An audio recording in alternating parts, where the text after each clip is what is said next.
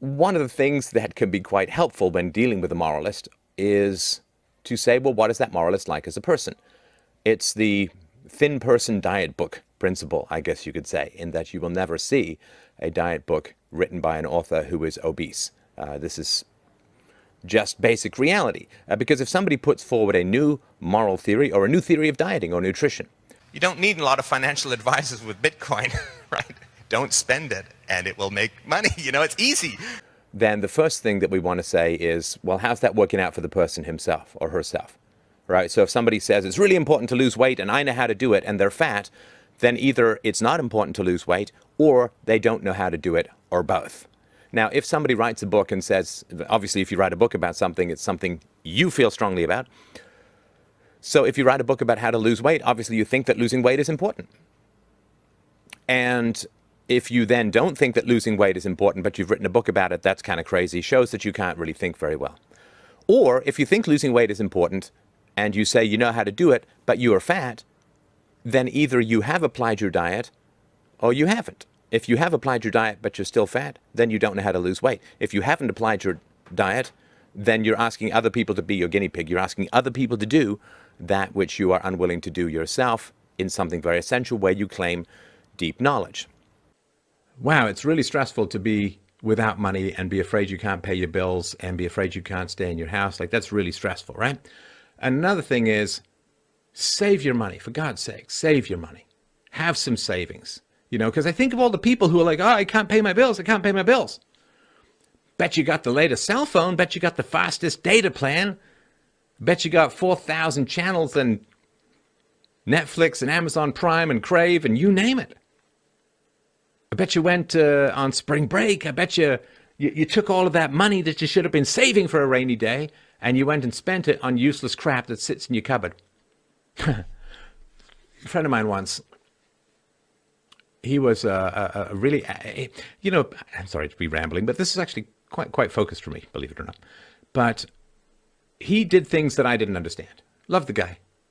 He did things that I didn't understand. One of those things was he collected movies, like he would buy movies. I've never understood that. I very rarely watch a movie more than once. And so, I mean, if you're a parent, you watch, Toy Story and Tangled and all that. But he would buy movies and sit them on his shelf and maybe watch one twice every year or two. Like, it just made no sense to me. Like, why would you buy movies? Buy music? Yes. Buy movies? Never understood it to save my life. My favorite movie is Room with a View. But anyway, so at one point he was unemployed for a while, and he said, I'm sitting on my couch and I'm staring at this giant wall full of movies, tens of thousands of dollars worth of movies. And he's like, I can't remember the last time I watched any of them. Tens of thousands of dollars could be sitting in my bank, and I have this wall full of crap. How do you store value so that thieving, predatory, vampiric assholes can't get their jugular-sucking tentacles on it at all times? How do you store value so that you can actually come back to it? It's an old movie. It's not that old, I suppose. Into the Wild.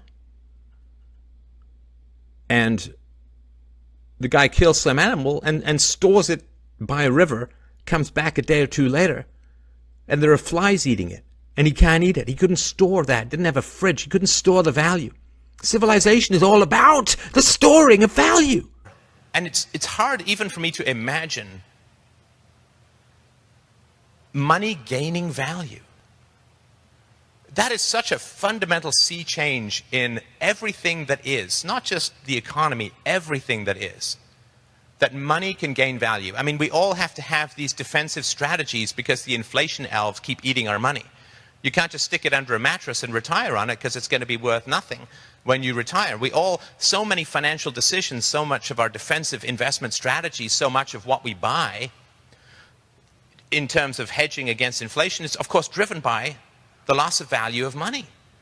I mean, that's why we have, for the most part, financial advisors. You don't need a lot of financial advisors with Bitcoin, right? Don't spend it and it will make money. It's easy. So I need your help. I mean, again, income's down, costs are up. Please. I want your suggestions. Absolutely. I want your feedback. about what it is I should do, but I do need your help. I need your help. It's expensive cutting these documentaries, and maybe it was a mistake. I don't think so. I think that they've been doing pretty well, and a lot of new people are coming to the show because of it. But maybe you disagree or whatever. But nonetheless, even if it was a mistake, I really need your help. Please help me cover these costs. I mean, I'm on my knees here. Please help philosophy. Please help what it is that I'm doing. We are facing really the greatest threat to the survival of the show that the show has ever seen. Free domain. I also spent a lot of money on the new website, which I think was important. The old website was not working very well, and there was no place for me to post new writing and so on. So the new website, free domain, the whole, I mean, it's pretty expensive to buy that domain name as well, but again, I'm very happy with those decisions, but I need your help. And I can't do anything other than, stare you eye to eye, tell you what I need, and ask for your support. Please help out what it is that I do in these incredibly difficult and dangerous times, physically dangerous times at times. So please help out what it is that I do. You can check out, of course, the Hong Kong documentary trailer at freedomain.com/Hong Kong. But I need your help. I need your support. And it's been a while since I've asked, and the fact that I don't like asking is not particularly relevant, but I am going to ask nonetheless. Please go to freedomain.com/donate and help me out. Help me out.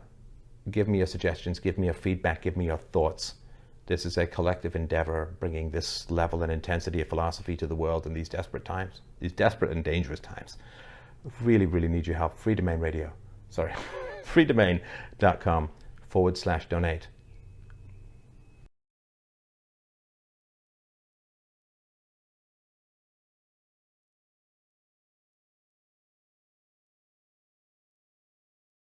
I mean, that's why we have, for the most part, financial advisors. You don't need a lot of financial advisors with Bitcoin, right? Don't spend it, and it will make money. It's easy.